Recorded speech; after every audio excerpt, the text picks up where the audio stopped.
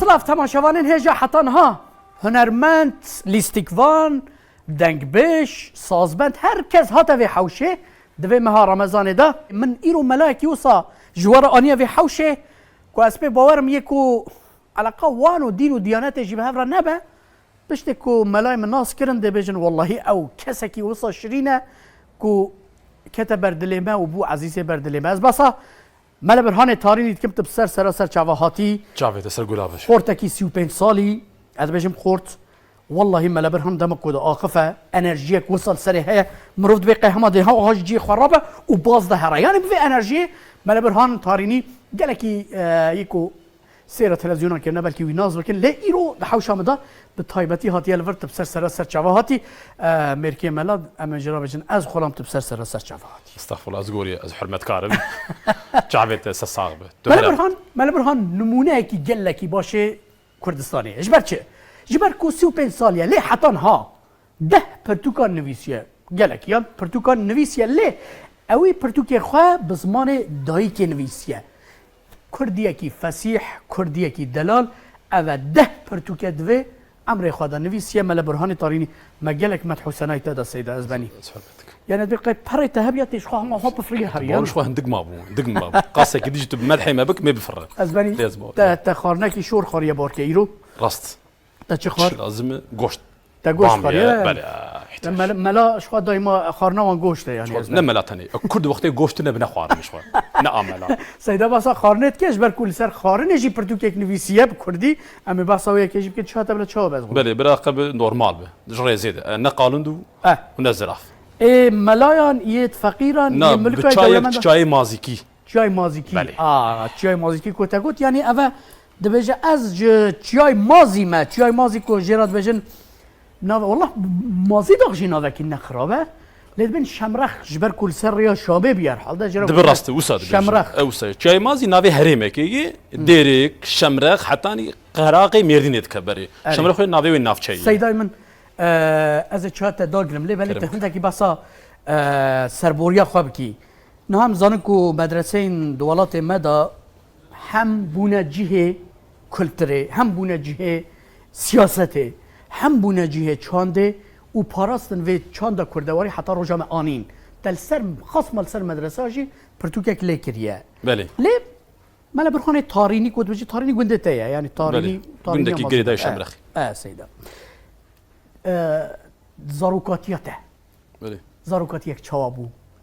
دل کو چاوی خواج دنیای را وکر دل کو کملی انک باسا بود بله بري هرشي اسباسيا و روداويت ك وكر زاروك كي كرد مجي تشافي خولي تشياي مازي لغندي طارين جدي وبابا كرد ومسلمان امهاتن الدنياي بله ابلي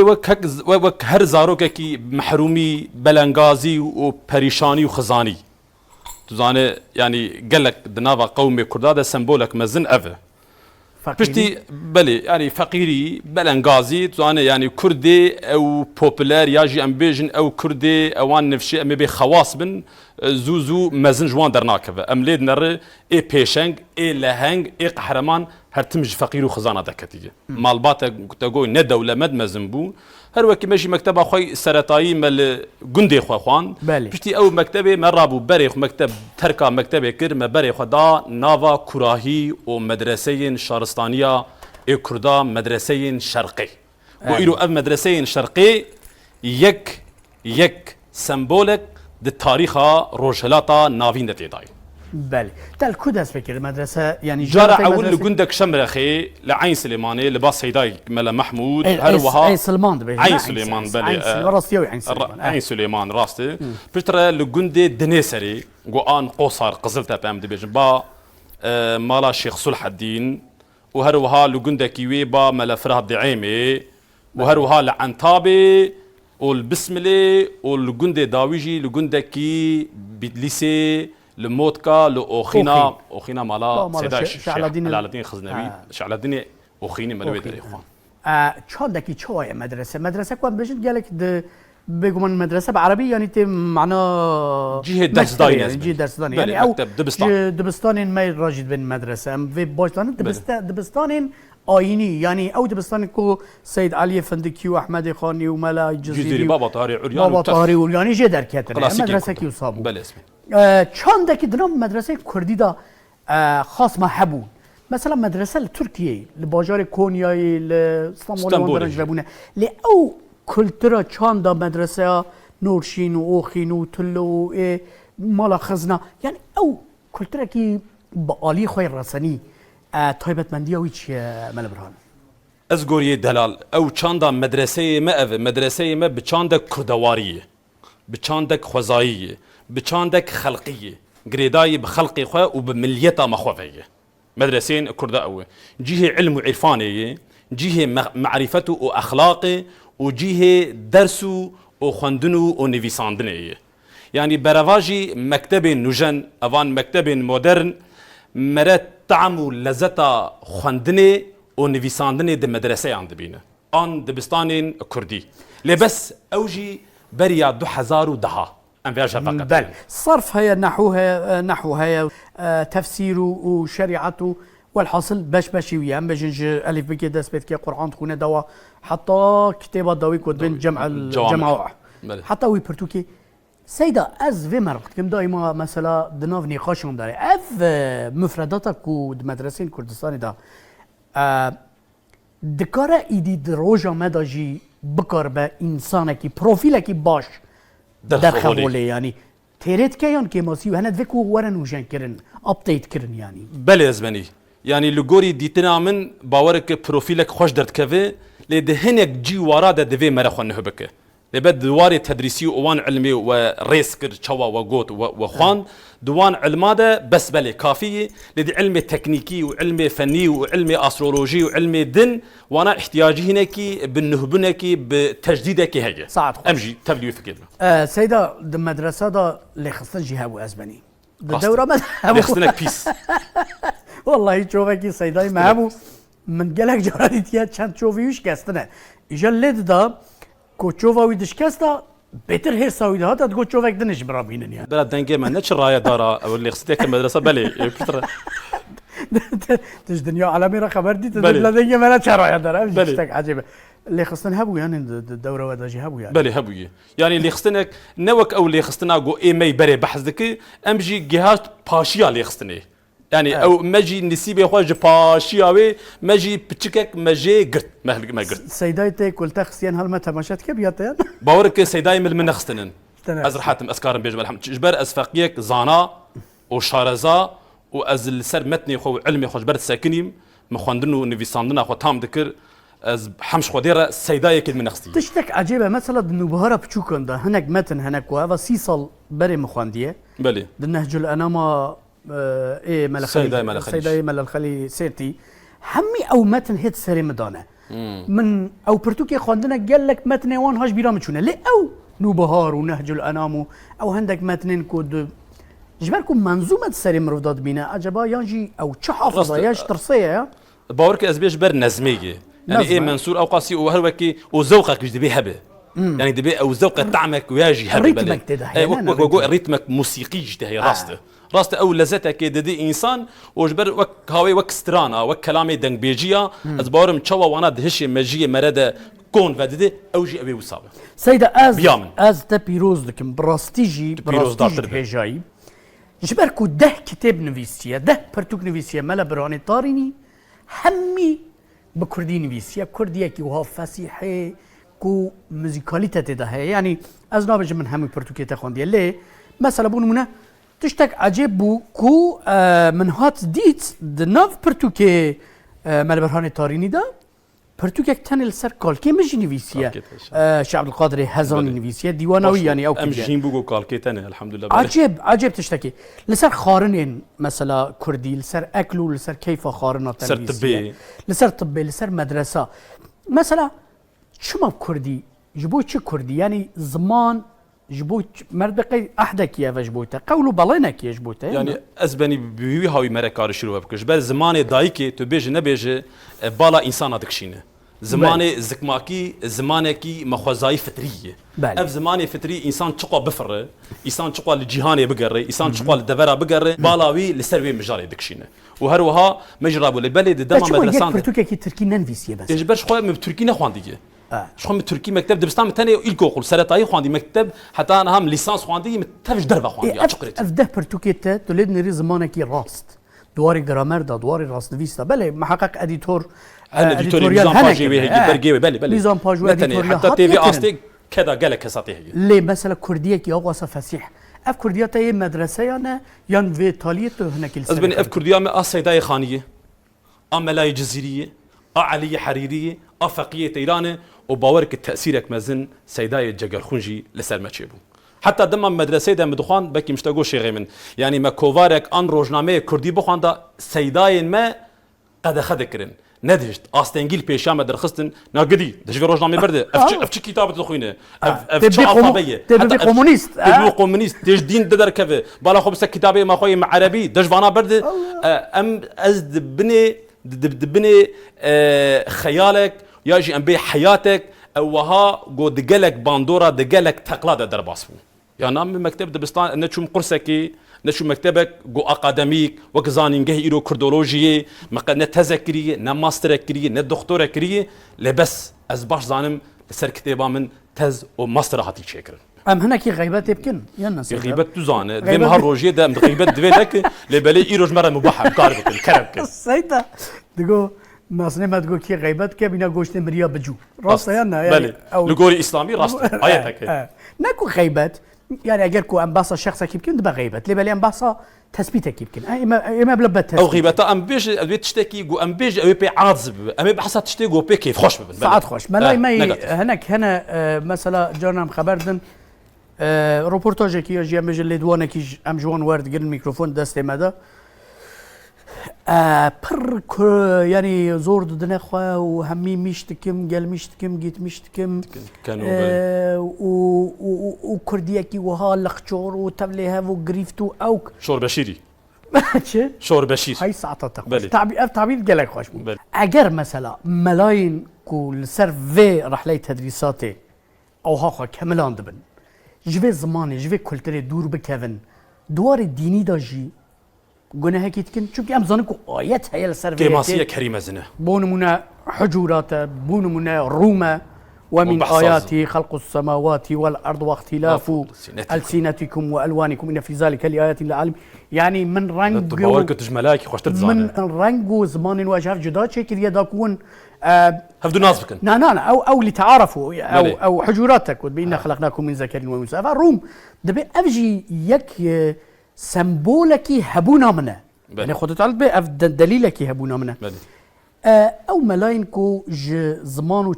چاند بنماليه كردي دور دكهن بياته لقارشي خدای تعالی گناه وان چیه باورك اللي قولي في آياتا وقوت از بخوجي ليد نرم يعني دود كفن مخالفه في آياتي دكن شوا مخالفه غيبتي دكن ام غيبت بكن ما جناها نوسا لوقت تشما مخالفته في آياتي بك تشما او نجناها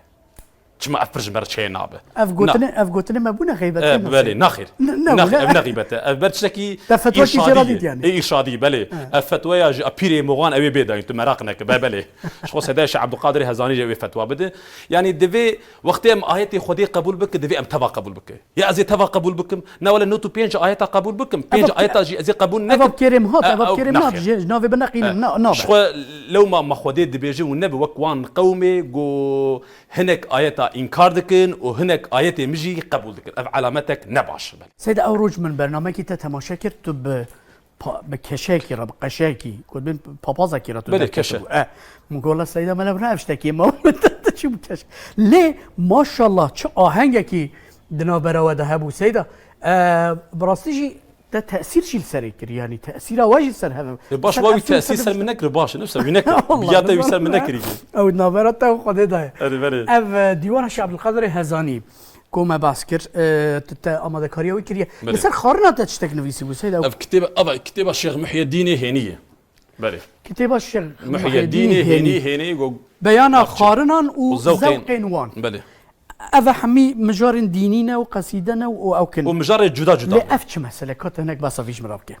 اوه هانی دلی تراتورا کردی ده اوهش بس سیماتی بحثا خوارن و ذوقی وان چیجا وان طعم وان بچتی خوارن خوارنا پادشاه و میرا آ گندا آ بگا سر ویایی تتنه اف کتاب 105 سال بری هاتی نویساندن مزوم کی مدگو گلو زمان کردی دبه دواره مطبخه ده قصبه ناخیر اف برهم مناك هري مزنه جو زمانك هري خرد وبقوته مثلا قال سر قضائفه تخوازز بيجو يا چیه مثلا سر قضایف؟ يعني او هالبسطاوي قول سر مثلا قضائف تخارن اگر جوز هبت بهاري جردي بنيرتي هبت بهنجف نبدمسا خبيث اگر صار ببيت نابته او نفيس زرابت بماستو برؤنو بسير دبت خوار نامر دماني فقير شيخي سيدا باركة تا هوقصا مدحو سنوي قضايا كرامتك الشيغانتيات يبارك استغفر يعني أقدر آيان تدبيني أنا بابارك سيدا إجاج بر مثلا فينا خوشي كورونا أما هو خوش هف دور دن قربان هركس يعني الدستور هي من ذربخنا والله دستور تا حوش حوشاتية بلي تشكو هل تامو بالهيرة متخصص كواش از بدستي خوش ترى سيرفيس كم لي بلي ساعات نوشي جام بيت خوشه بلي ساعتها خوش قلت دستي تي صاغبه قلت لي واف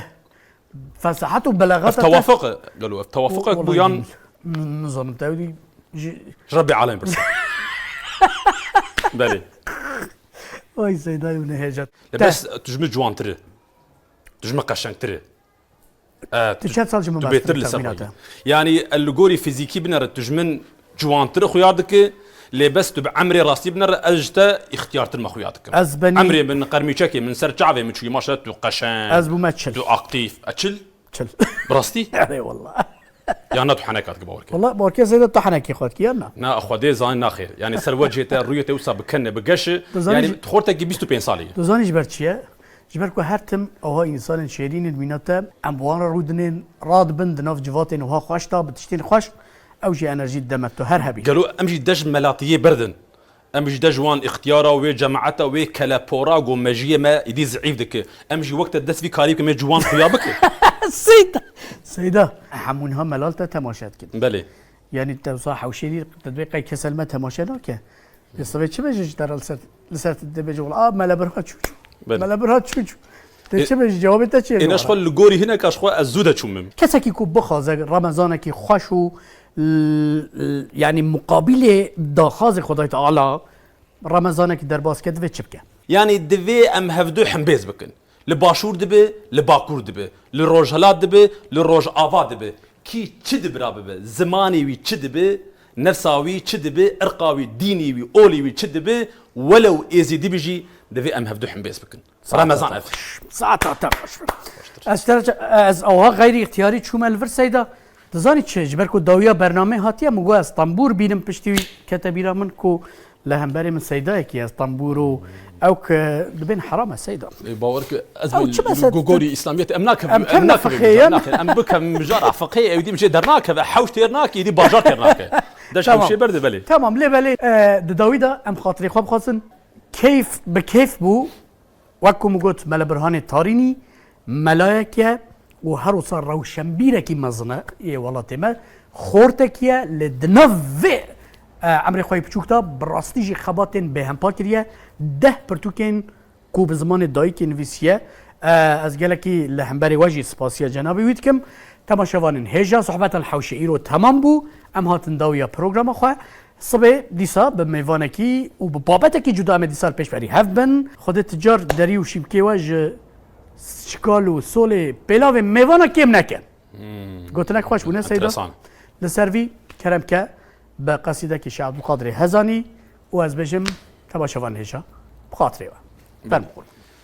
طبيب من أنيس من توي سر دفتر رندان حبيب من جليس من توي سر ملهم دردان مدل داتا تهمتكي نبم أولداش دنيائي حزاران نعمة دنيا دكم قربان سيدائي أيا نفسي نحيفة مدفروشي بدنيائي كسي دنيا بدل قرتي أو محروم عقبائي.